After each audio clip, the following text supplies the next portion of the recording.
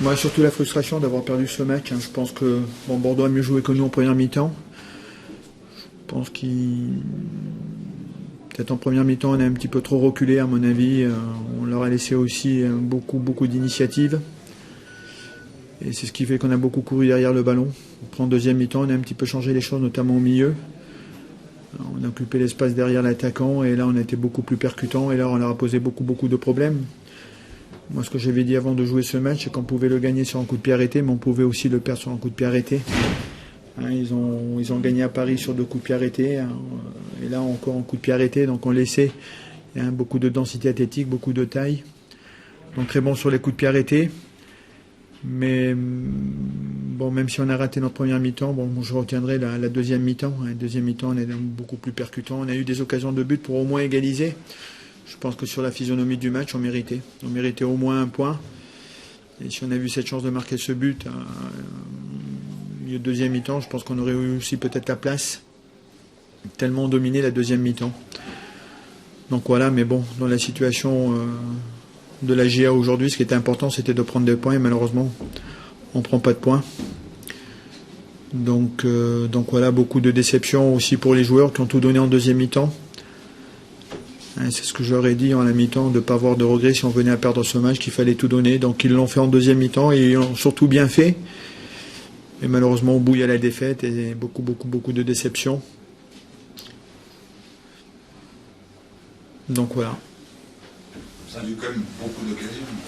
Oui, en deuxième mi-temps, il y a eu beaucoup d'occasions de but. Oui. On les a vraiment pris à revers, notamment sur les côtés. Côté gauche, on a eu beaucoup d'opportunités, il y a eu des frappes. Il y a eu des coups de pied arrêtés, coups francs, corner. Oui, il y a eu une bonne deuxième mi-temps de la GIA. Je pense que si on regarde tous nos matchs depuis le début de la saison, même s'il y a eu certains matchs de réussis, je dirais que quand on regarde la physionomie de la deuxième, on peut dire que c'est certainement la deuxième mi-temps la mieux réussie depuis le début de la saison, à domicile. Mais malheureusement, le match se concrétise par une défaite et c'est ce qu'on va retenir donc après ce match. Mais là, l'absence de plusieurs attaquants a été sans doute un élément décisif. Oui. C'est qu'il y avait eu beaucoup de petits gestes, de contre ratés. Oui, dans la finition, oui, absolument. Oui. Mais bon, on peut pas reprocher à un garçon, par exemple, comme Julien Quercia, qui a très peu joué depuis le début de la saison, d'être tout de suite compétitif sur un match aussi important. Donc on a senti qu'il lui manquait un petit peu de rythme dans le dernier geste. Mais bon, malgré ça, il s'est quand même bien battu pendant 90 minutes, ce qui n'était pas évident, face à Siani, face à Fernando, face à Sané. Et bon, il a fait des choses intéressantes, malheureusement il nous a manqué la finition. C'est un petit peu ce qu'on va retenir de ce match aussi sur le plan offensif. On a manqué d'agressivité offensive et un petit peu de technicité aussi dans la finition. Jean, vous rêviez meilleur 500e ? Oui, vous savez, prochain c'est 501e, donc après, moi c'est ce côté symbolique de passer de faire 500 matchs. Aujourd'hui, il y a très peu d'entraîneurs qui l'ont fait. C'est dur à ce niveau aujourd'hui de durer. C'est ce que j'ai la chance de faire depuis quelques années. Voilà, moi je continue toujours avec la même passion et la même énergie, même si les défaites font toujours aussi mal. Maintenant, c'est clair que ça aurait été sympa à la 500e de repartir au moins avec un point, si ce n'est les 3 points. Mais bon, c'est le football.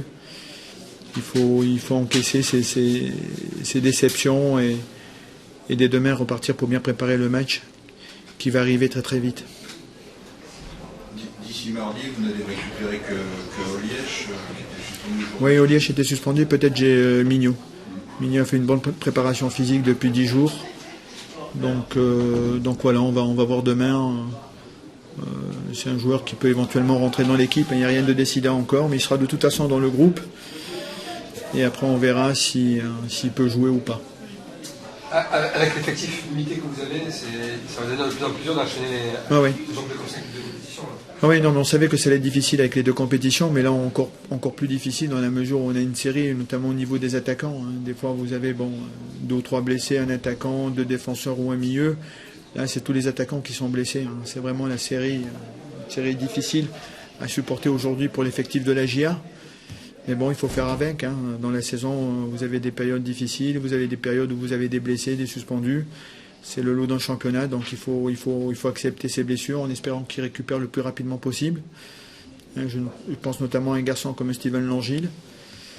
Mais donc voilà, on fait avec et puis on va essayer de gérer du mieux possible, même si les choses commencent à se compliquer. Dans ces conditions, ça va être quoi les ambitions, Jean, mardi? De faire le meilleur match possible et de gagner, on y va pour gagner. Ajax a gagné ce soir 3-0, une opposition assez facile. Ils n'ont pas beaucoup dépensé d'énergie, donc ils auront l'avantage d'être un petit peu mieux que nous physiquement et l'avantage de jouer à domicile, mais bon, sur un match tout est possible. On n'ira pas pour défendre, on ira pour gagner.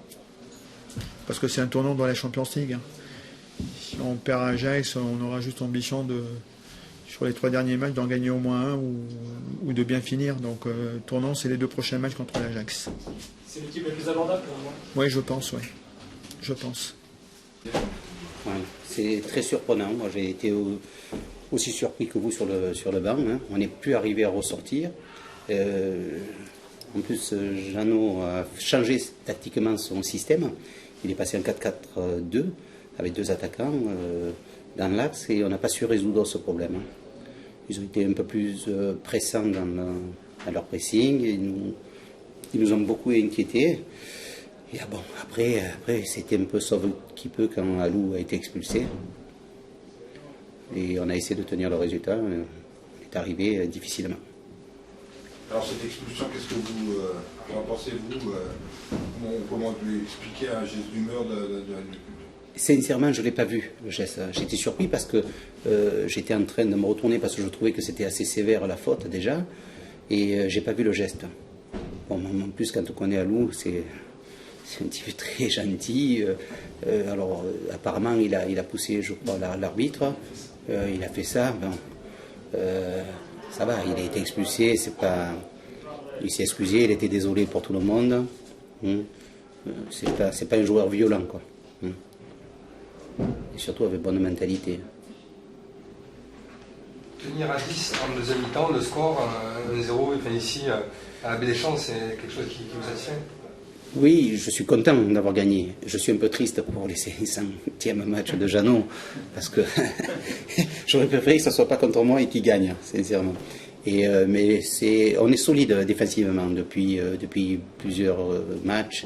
On est arrivé à gommer un peu l'hémorragie. Les joueurs sont relativement confiants. Maintenant, il faut qu'on arrive à concrétiser un peu plus quand on domine. On manque quand même d'automatisme, mais j'espère que ça viendra.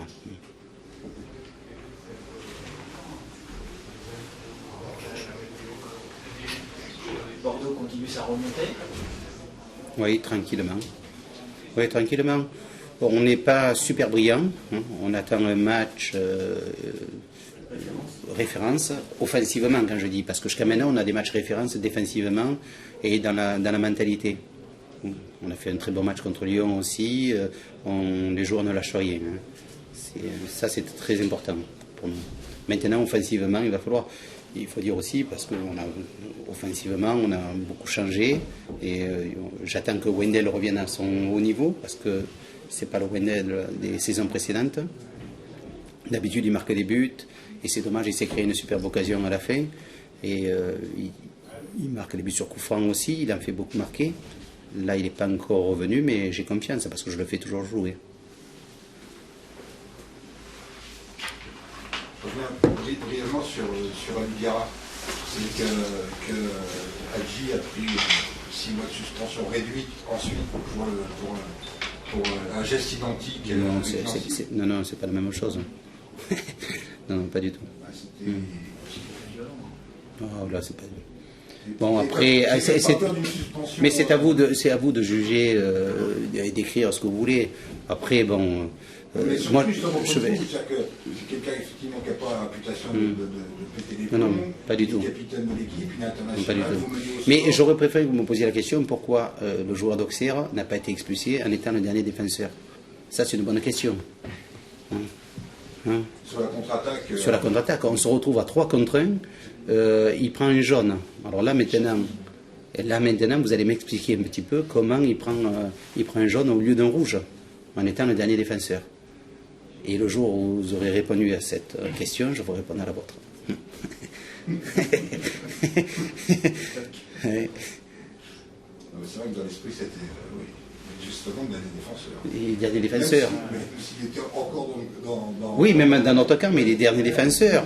Et on se retrouve à 3 contre 1. Oui, mais bon, j'ai regardé que les 3, j'ai pas eu le temps. Mais bon, je trouve quand même un peu surprenant.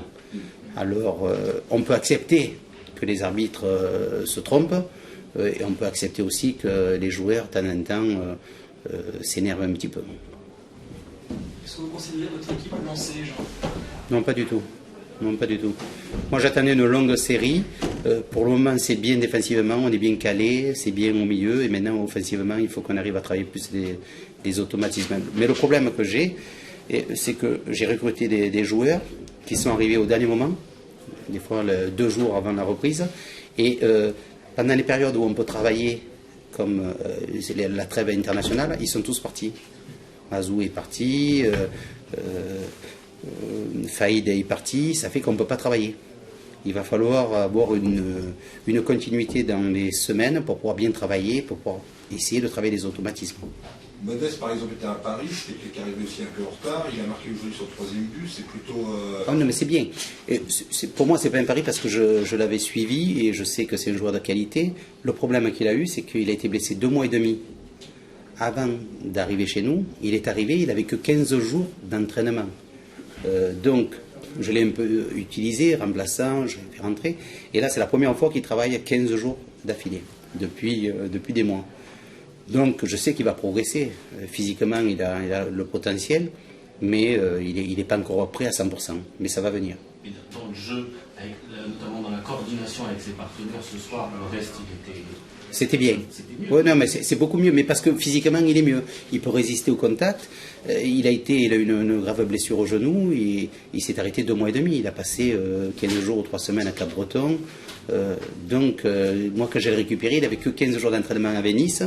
Et bon, ça va que le préparateur physique, je le connais bien, parce que c'est Roger Propos, avec qui je travaillais à Fulham. Et il m'a dit qu'il avait presque rien fait. Donc, il faut l'utiliser, parce que j'en ai besoin. J'avais des attaquants qui étaient partis au dernier moment et obligé de le préparer pour le futur. Il laisserait, en fait, c'était même pas l'occasion, il va se la chercher. Ah oui, mais c'est son point fort. Mais maintenant, dans le jeu, il progresse. C'est mieux, il contrôle mieux, il arrive à faire des déviations. Et le jour où il arrivera à se retrouver tourner au 1 contre 1, ça sera bien. Physiquement, toute votre équipe était bien en première mi-temps, notamment Plasil, il était un peu partout. Oui, mais après, Plasil, même à Lou, on plongeait un petit peu, mais ils ont fait 2 matchs internationaux. Les déplacements, ils sont rentrés, et c'est toujours la décompression après les matchs internationaux, surtout quand il y en a 2 consécutifs, il y a toujours un peu une décompression. Alors ils ont bien démarré, et après il y a eu ce petit plongeon physique qui est normal. Un mot sur votre rapproché au classement, ça vous inspire quoi? Ah, vous savez, moi je ne regarde pas le classement. Heureusement, parce que quand on a démarré, on n'était pas très bien. Donc moi ce qui m'intéresse maintenant, c'est le match de Brest, de préparer, parce que c'est une équipe très dangereuse à l'extérieur. Ils sont meilleurs à l'extérieur qu'à la maison. Donc je vais me concentrer sur eux. Ils ne prennent pas de but, il y en a encore. Ouais, 4 buts, ils ont pris que 4 buts. C'est assez impressionnant. Et en plus, c'est une équipe qui joue. C'est pas une équipe qui vient uniquement pour défendre. Ce qui vous manque, c'est une série. Vous attendez une série? Mais on y est dans la série. On y est là. Oui, j'attends ce que j'ai dit tout le temps. J'attends une série, une longue série. On est un peu passé à côté de notre début de match. On savait bien que Bordeaux, ils étaient forts en coup de pied arrêté. Et voilà, on s'est pris ce but sur corner par manque d'inattention. Et par la suite, on a essayé de pousser pour revenir, mais malheureusement, on n'a pas pu marquer ce but égalisateur. Qu'est-ce qui vous a manqué ce soir? Un peu d'attention sur les actions défensives que vous avez menées devant votre but, ou un manque de réalisme devant le but adverse? Je dirais un manque de réalisme devant le but adverse, parce qu'on a eu beaucoup d'occasions, surtout en deuxième mi-temps. Et ce soir, on va retenir surtout notre football de la deuxième mi-temps, et basé sur ça pour aller à Amsterdam mardi. Alors, qu'est-ce que le coach vous a dit à la mi-temps? À la mi-temps, déjà, on a changé un peu notre système. On est passé avec un 10 en deuxième période, et ça s'est plutôt bien passé. Parce qu'on avait plus de solutions. On a trouvé la solution Diarra, surtout qui nous a causé beaucoup de problèmes en première mi-temps. En deuxième mi-temps, on était plus en place et je pense qu'on les a causé plus de problèmes en deuxième mi-temps. Le coach vous a reboosté un petit peu, vous avez peut-être engueulé? Pas engueulé, mais voilà, il n'était pas content de notre prestation en première mi-temps. Il fallait changer des choses et je pense qu'il a bien fait de passer avec un 10. Vous parlez d'Amsterdam, encore une fois, c'est pas la meilleure de préparation. J'ai pas compris. Vous parlez d'Amsterdam, une fois encore, juste avant de perdre avant la Coupe d'Europe, c'est pas la meilleure préparation. Ben ça n'a rien à voir avec. C'est un championnat et là c'est un match de Coupe d'Europe. On a bien vu que la motivation c'était pas pareil. Et je me dis, nous on prend les matchs par match. On va pas se focaliser sur le match de Bordeaux pour aller là-bas. C'est un autre match. Je me dis, on a qu'à de faire un bon match là-bas. Et la confiance n'est pas trop entamée malgré tout par ce championnat un peu abordé? Non. Je me dis, vous connaissez bien la maison, on commence difficilement et puis voilà. Après, je me dis, nous dans la tête des joueurs, on est confiants. Bordeaux vous a posé quand même un défi physique parce qu'ils ont des joueurs athlétiques et les petits gabarits au cerveau ont un peu de mal quand même, on a eu l'impression parfois.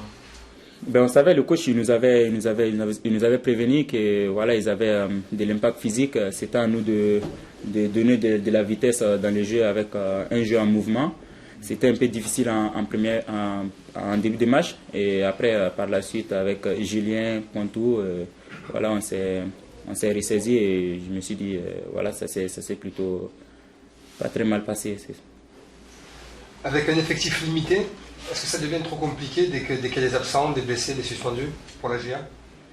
Ben, ça donne la chance au reste du groupe qui ne joue pas beaucoup et qui doit prouver, qui doit montrer aux coachs qu'ils ont leur place sur le terrain. Donc moi je me dis c'est bien pour nous au début qui n'étaient pas titulaires forcément et aujourd'hui on arrive à jouer des matchs et c'est à nous de montrer aux coachs qu'on a le niveau et puis saisir la chance.